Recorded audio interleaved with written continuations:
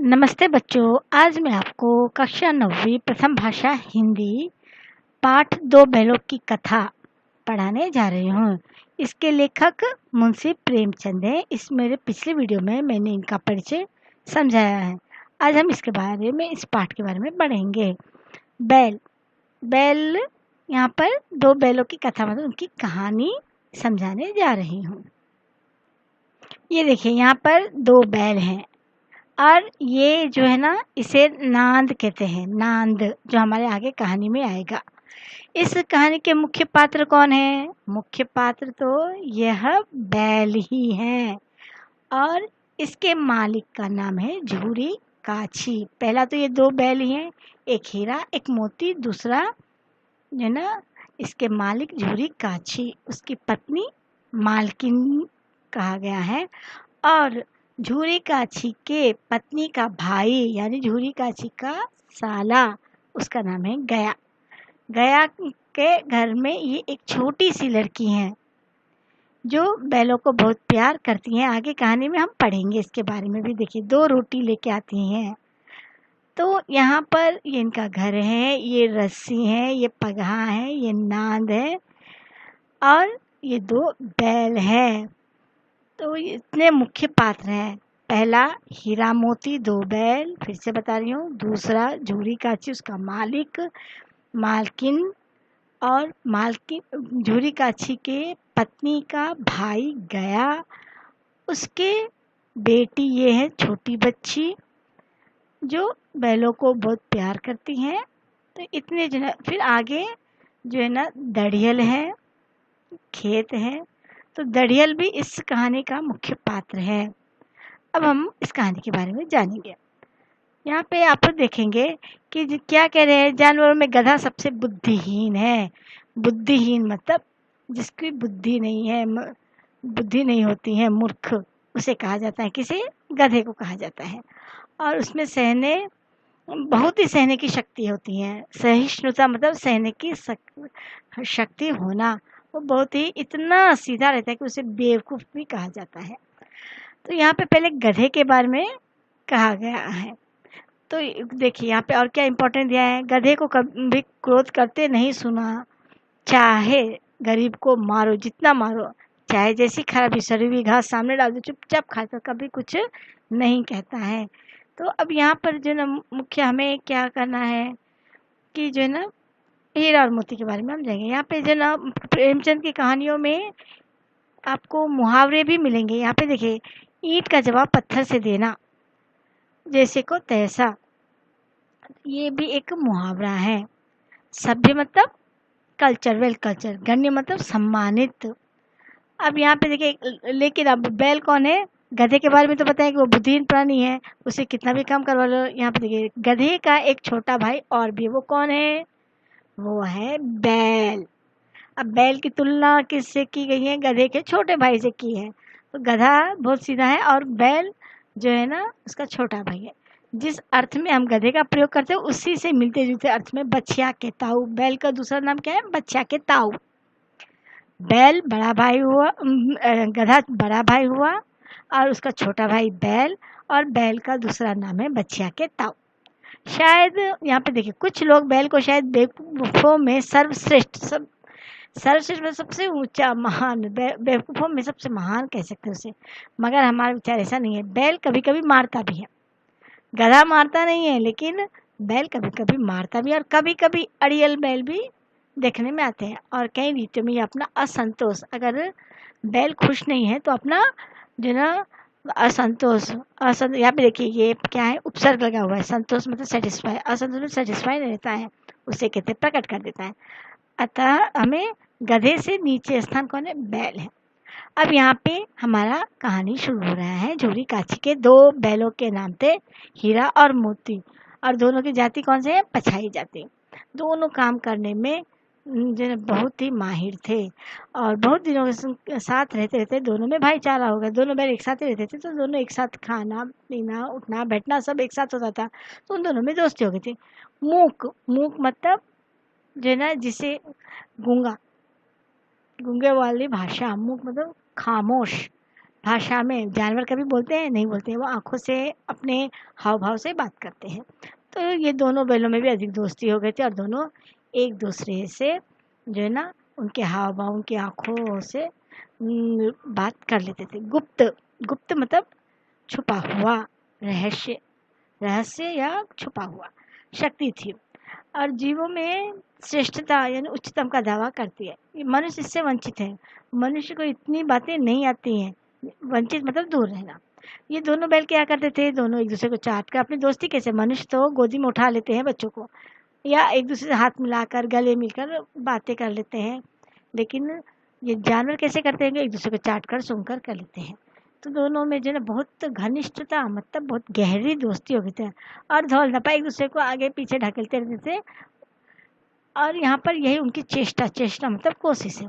अब ये दोनों बैल एक ही साथ एक ही नांद में खाते थे। नांद में अभी मैंने आपको पिक्चर में बताया, चित्र में बताया, उसमें खली भूसा पड़ जाने के बाद दोनों साथ उठते, साथ मुंह में नांद में मुंह डालते और साथ ही बैठ जाते। एक मुंह हटा लेता तो दूसरा बैठ जाता। संयोग से एक बार झूरी ने एक बार गोई को ससुराल भेज दिया। गोई यहाँ पे कौन है, दोनों बैल को, बैलों को क्या मालूम कि वो भेजे जा रहे हैं, समझे मालिक ने हमें भेज दिया। अब बैल अपने मालिक से बहुत प्यार करते थे झूरी काची से, तो वो क्या समझे कि ये मालिक हमें बेच दिया और जो है ना वह झूरी काची ने उसे बेचा नहीं था, झूरी ने उसे बेचा नहीं था, तो उसने क्या किया, वह अपने साले गया जिसका मैंने इंट्रोडक्शन पहले ही दिया है, उन दोनों को लेने आ गया था। और जब वो लेकर जा रहा था तो दोनों बैल जो है ना उसके दांतों से पसीना आ गया, दांतों यानी बहुत मेहनत कराना, यहाँ पर ये भी मुहावरा है, दांतों पसीना आना मुहावरा है। तो पीछे से वो हाँकता तो वो आगे जाता, आगे से झाँकता तो पीछे। शाम होते होते वे लोग वहाँ पर पहुँच गए गया के घर में। अब ये लोग जो है ना दूसरे दिन वहाँ पे कुछ भी काम नहीं करे, वो जो है ना रस्सी तोड़ कर वहाँ से भाग गए और झूरी के पास वापस आ गए।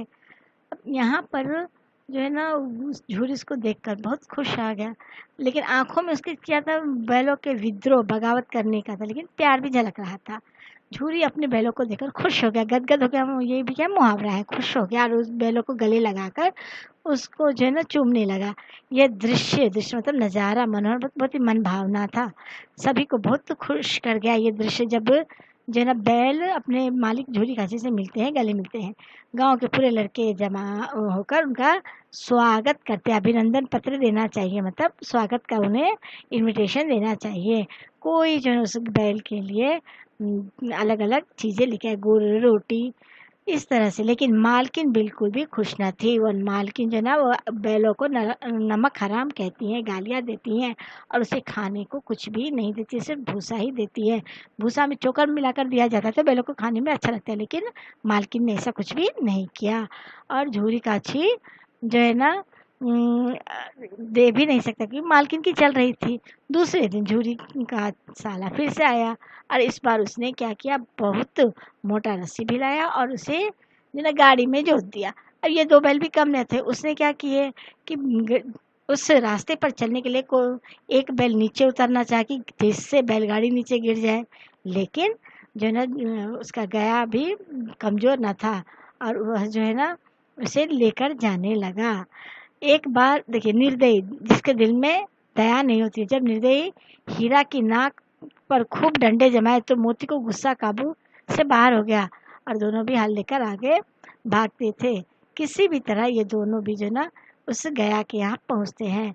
गया उसे खाने के लिए कुछ भी नहीं देता है, उसको बहुत काम करवाता है, लेकिन यह उसके घर में गया की बेटी थी है जो बच्ची मैंने आपको बताया चित्र में, उसे बहुत दुख होता है। वह रात में उठकर चुपचाप जो है ना बैलों को, दोनों बैलों को प्यार से वो 2 रोटी देके जाती थी, खिलाकर जाती थी। बैल किसी तरह से उसे जो है ना उस घर में रह रहते उसे कुछ भी खाने के लिए अच्छा नहीं मिल रहा था। सोते इस लड़की के हाथ का दिया हुआ सिर्फ रोटी खाते थे 2 बैल, वो क्योंकि वो बहुत प्यार से खिलाती थी और बैल भी देखते थे कि इस लड़की की माँ जो है ना सौतेली है और उसे बहुत मारती हैं। इसीलिए ये दोनों अब क्या करते हैं, ये दोनों भी कहते हैं कि अब हम यहाँ से भाग जाएंगे। तो दूसरा बैल कहता है, हीरा कहता है देखो, मोती कहता है हम यहाँ से भाग जाएंगे। हीरा ने कहा चले तो, लेकिन इस अनाथ पर आफत आ जाएगी, अगर बैल भाग जाएंगे तो उस लड़की को ही सब मारेंगे कि तूने इसे भगा दिया। संदेह है, मतलब उस पर शक मत करो। इस तरह से लड़की क्या करती है, दोनों बैलों को भगाने में मदद करती है। दोनों बैल भागते हैं, भागते भागते वो लोग जो ना खेत में मटर खड़ी थी। दोनों भूख से व्याकुल थे, व्याकुल मतलब बेचैन थे। खेत में मटर थे, दोनों भी खाने लगे। खाने में इतने वो लोग इतने मशरूफ हो गए, इतने बिजी हो गए कि वह जो है ना एक सांड आता है, उसके आने की भी खबर उनको बाद में मिलती है। फिर वह जो है ना उस सांड से, यहाँ पे देखिए घमंड आया। घमंड मतलब आपको पता है अहंकार। और 9 2 11 एक जो ना क्या है, फिर से मुहावरा आया है। 9 2 11 चंपत होना, भाग जाना। तो इस तरह से दोनों भी भागने ते हैं, लेकिन ये लोग समझ जाते हैं कि इस सांड से हम लोग बचकर भाग नहीं सकते। और वह क्या करते हैं कि दोनों बैल योजना बनाकर उससे मल्ल युद्ध करने लगे। किससे? सांड से। और सांड को गिरा दिया जमीन पर। दोनों को बहुत ही खुशी होती है और दोनों विजय, जैसे कितना बड़ा मैदान उन्होंने जीत लिया है। नशे में झूमते चले जाते हैं। फिर मोती ये जो है ना कहता है कि बच्चों को जी करता है कि बच्चों को मार ही डालूं, मतलब सांड को मार ही डालूं। हीरा कहता है तिरस्कार, अपमान करते हुए गिरे हुए बैरी पर, बैरी मतलब शत्रु पर सींग न चलाना चाहिए। गिरे जो शत्रु खुद ही गिर गया है युद्ध के मैदान में, उसे क्या उसको मारना, वो तो खुद ही मर गया है। फिर दोनों क्या करते हैं, मटर के खेत में खाना शुरू करते हैं। मटर देकर फिर, क्योंकि बैल से सांड से लड़कर दोनों भी थक गए थे और दोनों भी वहाँ पर खाने लगे मटर। वहाँ पर सभी लोग आकर, गांव के लोग आकर दोनों को भी कांजी हाउस में भेज देते हैं। अब कांजी हाउस का माहौल क्या था, वहाँ पर कई बकरियाँ, घोड़े, गधे, भैंस कहीं थे और सब इतने कमजोर थे। कांजी हाउस में क्या है कि वहाँ पर उपस्थिति यानी अटेंडेंस तो लिया जाता है, लेकिन उनको खाने के लिए कुछ भी नहीं दिया, सिर्फ पानी दिया जाता है पीने के लिए, जिसके कारण पूरे जानवर वहाँ पर कमजोर पड़े थे। यह जो है ना वहाँ पर हीरे मोती को भी बांध दिया जाता है। और ये दोनों क्या करते हैं, कांजी हाउस से भागने की कोशिश करते हैं, लेकिन कैसे भाग सकते हैं। तो ये लोग क्या करते हैं, उस दीवार को तोड़ते हैं जिसमें सभी जानवर भाग जाते हैं, लेकिन गधा एक ऐसा जानवर है जो कांजी हाउस से नहीं भागता है। वहाँ पर कांजी हाउस का जो आदमी है वो हीरे और मोती दोनों को भी बांध देते हैं और खाने के लिए नहीं देते। दोनों भी इतने दुबले पतले हो जाते हैं कि उनकी हड्डियाँ हम गिन सकते हैं। सिर्फ वो मरते नहीं है, उतना ही अंतर रहता है। अब यहाँ पर देखिए, ये यहाँ पे दिया है कि दीवार में सींग लगाकर दोनों क्या करें, जोर से प्रतिद्वंदी, जैसे कि अपने खिलाफ विरोधी से लड़ रहे हो, इस तरह से वो लोग दीवार में एक बड़ा छेद कर देते हैं, जिसमें से पूरे दीवार को ढहा देते हैं, जिससे पूरे भाग जाते हैं। लेकिन गधा ज्यों करती है और जैसे का तैसे खड़ा रहता है। अब यहाँ पर ये लोग कितना भी चाहते हैं गधे को भगा दे, लेकिन गधा क्या कहता है, फिर तो वो लोग पकड़ के मुझे ला ही लेंगे, तो मैं क्यों भागूं। इसलिए गधा वहीं का वहीं खड़ा रहता है, इसलिए गधे को गधा बेवकूफ कहते हैं। अब यहाँ पर जो है ना इन जानवर को भगाकर दोनों बैल मुसीबत में पड़ जाते हैं। देखिए, विपत्ति मतलब मुसीबत में।